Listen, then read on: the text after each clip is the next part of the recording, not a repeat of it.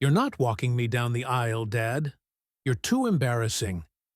Those words hit harder than any punch I've ever taken in my life. My only daughter, Amanda, standing in my kitchen with her fiancé beside her, telling me I wasn't good enough to play the role I'd been dreaming about since the day she was born. I just stood there, frozen, coffee mug in my hand, steam rising into the silence. All I could hear was the hum of the old refrigerator and the ticking clock above the stove. Her words didn't just take me out of the wedding, they cut me out of her future. Before I continue, if you're new here, please like, comment, and subscribe, and tell us where you're watching from. Now, let me back up. My name's Rick Lawson. Folks around town call me Rick. I was born and raised in Evansville, Indiana. Grew up working at my dad's auto shop, turned wrenches until I knew the sound of every engine in town. I married young, stayed married 21 years, and when that fell apart, the only thing that kept me moving was my daughter, Amanda. After the divorce, I lived in a modest ranch-style home on the edge of town. Mortgage wasn't too heavy, thanks to long hours at the shop. Money wasn't ever flowing, but I made sure Amanda never felt the pinch. I drove her to school, helped her with homework at the old diner on Main Street, bought her prom dress when her mom said she couldn't afford it. I wasn't perfect, but I was steady, reliable. And when Amanda got engaged last year, I opened a savings account just for her wedding. Every Friday, after cashing my paycheck, I'd walk across the street to Evansville First Bank and deposit whatever I could. By the time she started planning, I had nearly 20 grand set aside. That's where the sting came from, not just the insult of being too embarrassing, but knowing I had been the one carrying this wedding on my shoulders. Her fiancé, Matt, was standing right there when she said it. He shifted uncomfortably, but he didn't speak up. Not a word in my defense. He just rubbed Amanda's back like I was some nuisance to be pitied. I swallowed the hurt, but I didn't let it show. I just nodded, placed my coffee down, and said, "If that's what you want, honey." Inside, though, something broke. I thought back to every oil change I did in the dead of winter, every hour of overtime, every skipped vacation just to make sure she'd have what she needed. And now I was too embarrassing to be in the one moment that mattered most. I didn't argue that day. I didn't even raise my voice.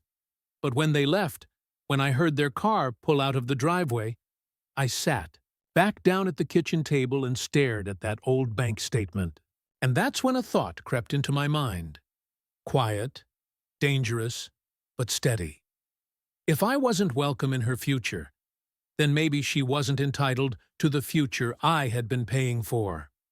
A week after that conversation, Amanda stopped answering my calls. At first, I told myself she was busy, wedding planning, work, life. But then I ran into her at the grocery store, right there in front of the produce section, and she acted like I was a stranger. "Hey, sweetheart," I said, smiling like nothing was wrong. "Haven't heard from you." She didn't even look me in the eye.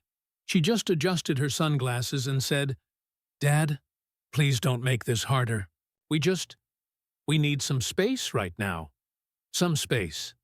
My own daughter, who used to fall asleep in the passenger seat of my old Ford truck, now looked at me like I was some burden she needed to shake off. But the real blow came 2 nights later.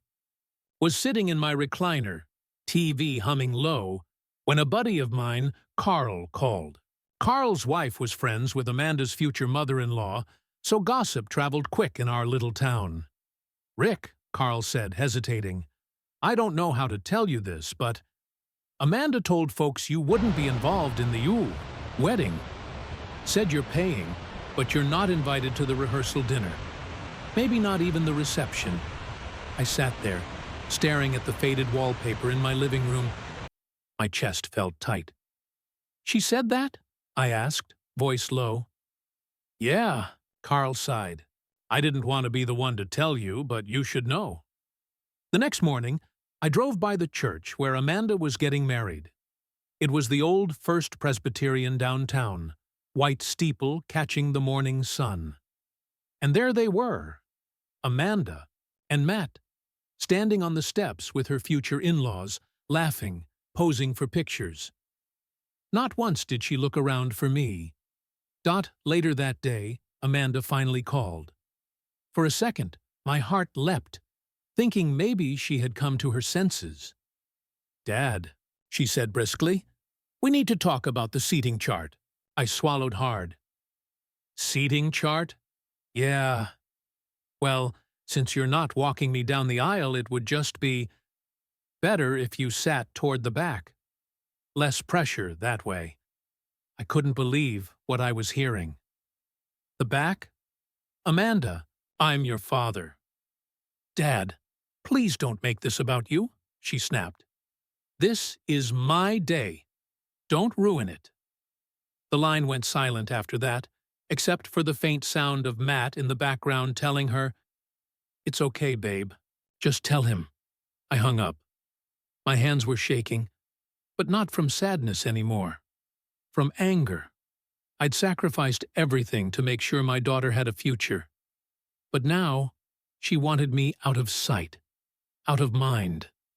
Like some embarrassing relic she could shove in the corner. That night, I sat at my kitchen table again, staring at that same bank statement.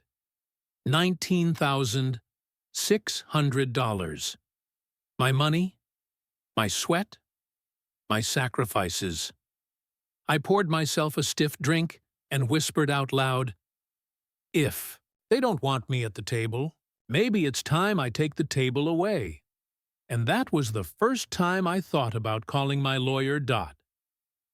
The next morning, I drove into town, not to the shop, not to the diner for my usual black coffee, but straight to the office of Mark Delaney, my lawyer for the past 15 years.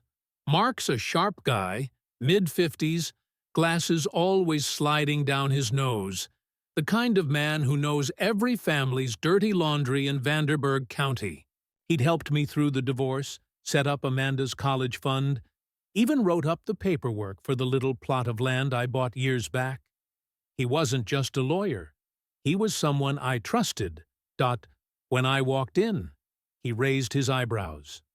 Rick, haven't seen you in a while. What's on your mind? I slid the bank statement across his desk.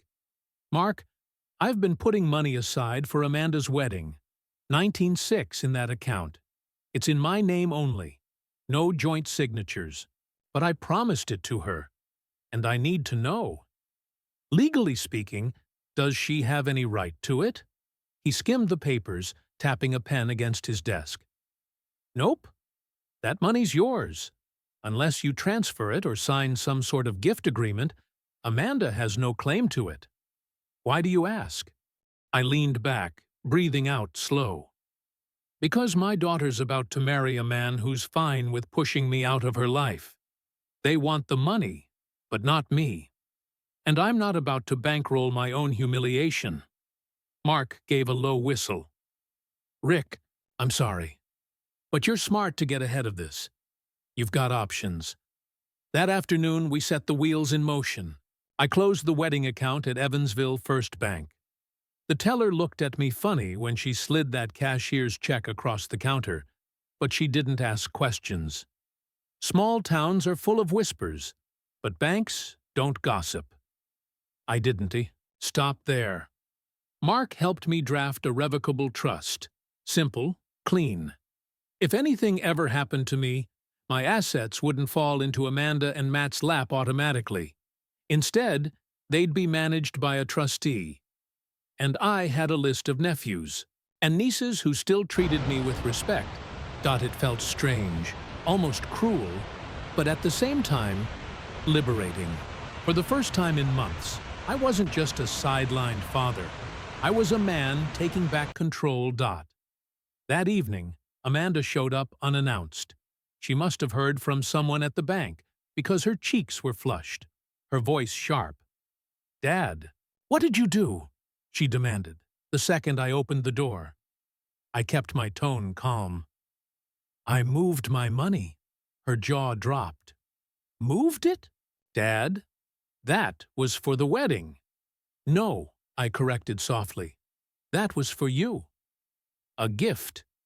But a gift isn't owed, Amanda. And when you told me I was too embarrassing to walk you down the aisle, well, I realized gifts can be taken back before they're given." She glared at me, eyes wet with tears. "Do you even care about me? About my happiness?" My voice cracked a little, but I didn't let it falter. "I care so much I gave you everything I had for 25 years. But caring doesn't mean letting myself be disrespected." Behind her, Matt stood stiff, hands in his pockets, not saying a word. He couldn't even look me in the eye, Dot. Amanda shook her head, biting her lip. "You'll regret this, Dad. You're ruining everything." I watched her storm off, gravel crunching under her tires as she sped away. Dot. Maybe she thought. She was right. Maybe she thought she'd call my bluff.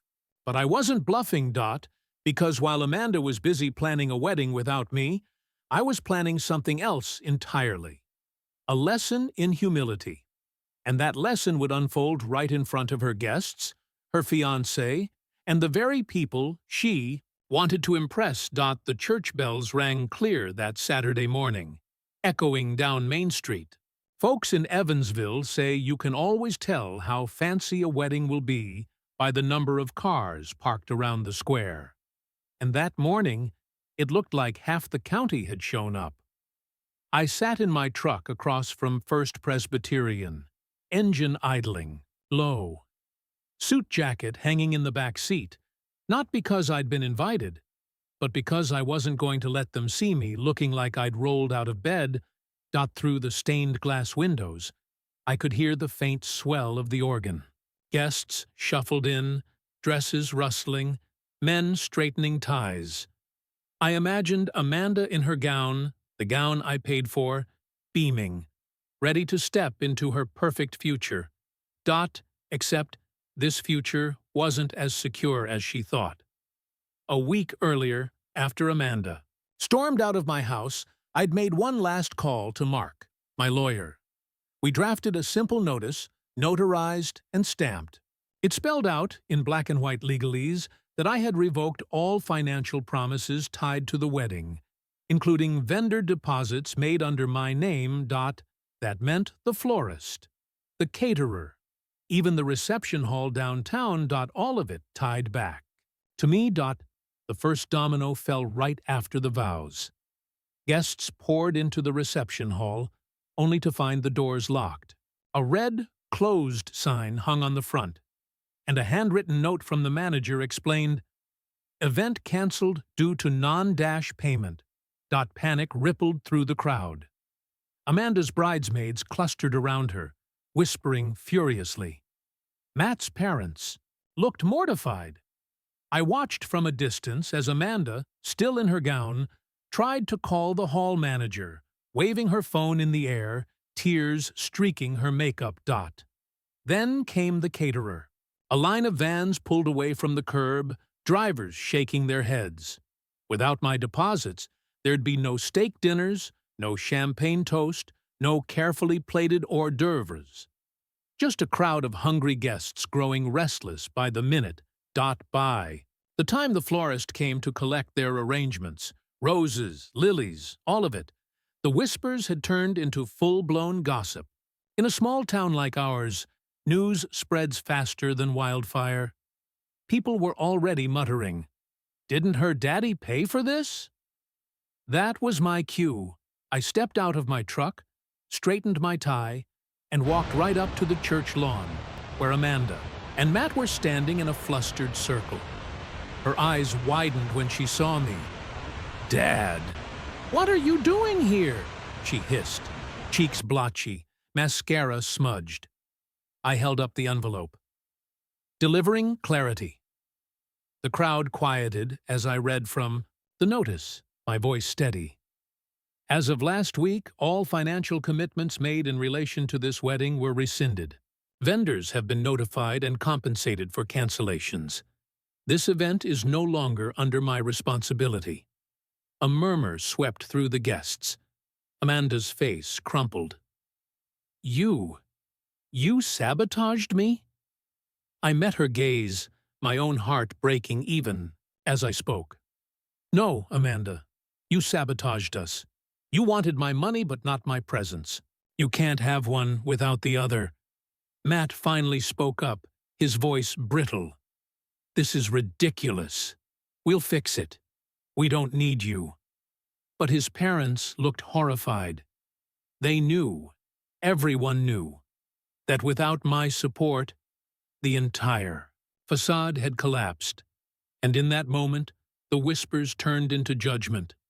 Not toward me, but toward Amanda and Matt. I didn't raise my voice.